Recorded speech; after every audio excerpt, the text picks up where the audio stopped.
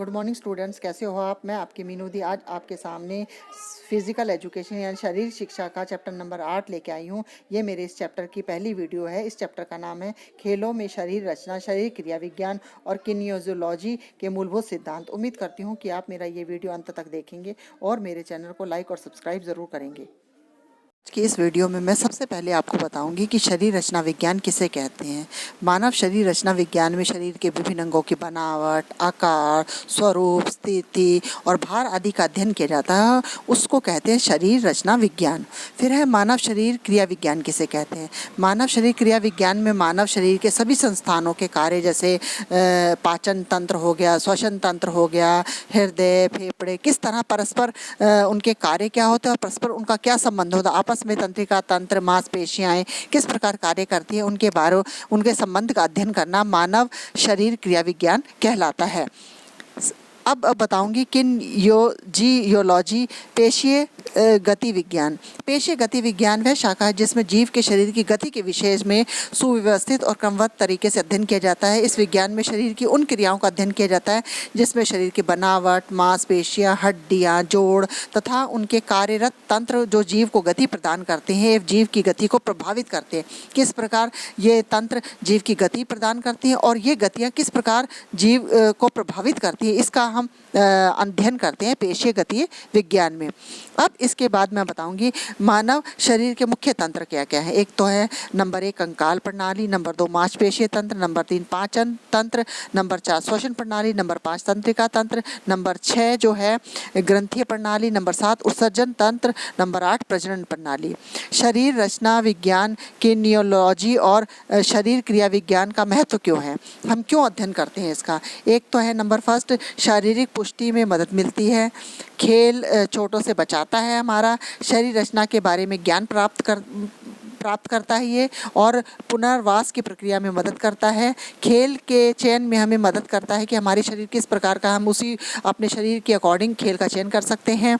शरीर को स्वस्थ बनाए रखने में हमारी मदद करता है और व्यक्तिगत मतभेदों के बारे में जानने में भी मदद करता है कि एक व्यक्ति क्या जो शरीर है उसके कार्य करने की क्षमता है दूसरे व्यक्ति से क्यों भिन्न है, इसके बारे में भी हमें पता चलता है इससे।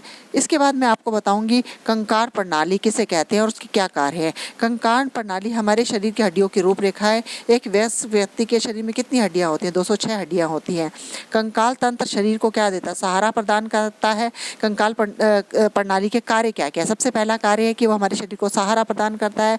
कंकाल तंत्र शरीर को आकार और संरचना देता है। कंकाल तंत्र शरीर के महत्वपूर्ण अंगों की सुरक्षा प्रदान करता है, क्योंकि सभी अंग जो होते हैं अंदर जैसे होते हैं उसके अंदर सुरक्षित रहते हैं। कंकाल तंत्र शरीर के महत्वपूर्ण अंगों को सुरक्षा प्रदान करता है। कंकाल तंत्र एक उत्तोलक के रूप में भी कार्य करता है। कंकाल तंत्र की हड्डियों के बीच की जगह खनिजों के भंडार के रूप में कार्य करती है। यह लाल रक्त कणिकाओं के उत्पाद पर भी के रूप में भी कार्य करता है, उत्पाद घर के रूप में भी कार्य करता है। और ये स्केलेटन मसल्स के जंक्शन या अनुलंघन के रूप में भी कार्य करता है। अर्थात कंकाल तंत्र जो होता है वो हमारे शरीर का एक महत्वपूर्ण भाग होता है।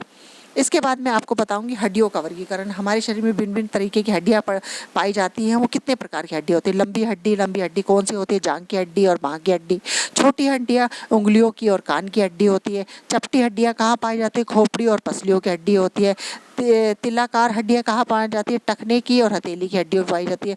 सुचुरल हड्डियां कहाँ पाई जाती है, खोपड़ी के जोड़ की हड्डियों को सुचुरल हड्डियां भी कहा जाता है। तो ये है हड्डियों का वर्गीकरण जो एक मनुष्य के शरीर में भिन्न भिन्न प्रकार की हड्डियां पाई जाती हैं। इसके बाद बताऊंगी जोड़ किस किस प्रकार के होते हैं। अचल जोड़ या रेशेदार जोड़ भी होते हैं, आंशिक चल या उपास्थि जोड़ भी होते हैं, स्वतंत्र रूप से चल जोड़ भी होते हैं। अब इसमें सबसे पहले स्वतंत्र रूप से चल जोड़ कौन से होते हैं। नंबर 1 कब्जेदार जोड़, नंबर 2 कीलक जोड़, नंबर 3 बॉल सॉकेट जोड़, नंबर 4 काठीदार जोड़, नंबर 5 फिसलनदार जोड़। तो ये हैं जोड़ों के प्रकार जो मनुष्य के शरीर में भिन्न भिन्न प्रकार के जोड़ पाए जाते हैं। इसके बाद मांसपेशियों के मांसपेशीय तंत्र व गुण। मांसपेशियां क्या कहते हैं, मांसपेशियां एक किसे कहते हैं? मांसपेशी एक संकुचनशील उत्तक होता है। पेशीय कंकाल तंत्र के साथ मिलकर सभी प्रकार की गति के लिए उत्तरदायी होता है। मांसपेशियां हमें हर काम करने के लिए क्या कहते हैं? सहायता प्रदान करते हैं। मांसपेशियों के क्या क्या गुण हैं? उत्तेजनशीलता नंबर 1, इसका क्या गुण है? उत्तेजनशीलता। मांसपेशियों के सक्रिय होने की योग्यता उनकी उत्तेजनशीलता कहलाती है। यदि मांसपेशियों की उत्तेजनशीलता ज़्यादा है तो इनकी शक्ति, वेग और सहन क्षमता भी ज़्यादा होगी, ज़्यादा वो होगा काम करने की। नंबर 2, संकुचनशीलता। उत्तेजना की क्रिया को परिणामस्वरूप आकार में परिवर्तन करने की शक्ति को संकुचनशीलता कहते हैं। अतः मांसपेशी का उत्तेजित होने पर आकार परिवर्तन होता है। जैसे ही मांसपेशी उत्तेजित होगी उसी प्रकार उसका आकार में परिवर्तन होगा, जिसे संकुचनशीलता भी कहते हैं।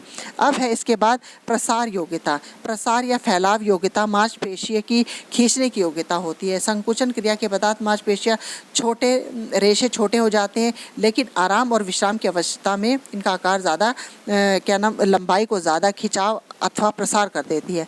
मांसपेशी जो होती है रेशों के खिंचाव से ही गति संभव हो पाती है। नंबर 4 है लचीलापन, जिसे इलेक्ट्रिसिटी भी कहते हैं।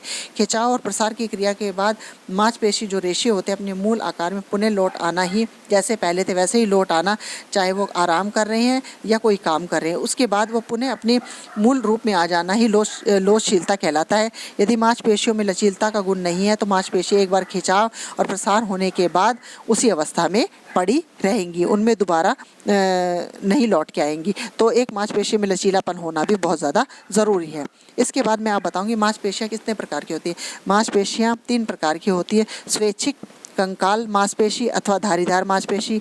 नंबर 2 अनैच्छिक मांसपेशी अथवा चिकनी मांसपेशी। और नंबर 3 है हृदय की मांसपेशी। कितने प्रकार की होती है? 3 प्रकार, स्वैच्छिक, अनैच्छिक और हृदय की मांसपेशी। अब इसके बाद है मांसपेशियों के क्या क्या कार्य हैं, मांसपेशियां क्या क्या कार्य करती हैं। मांसपेशी शरीर को आकार और संरचना देती हैं।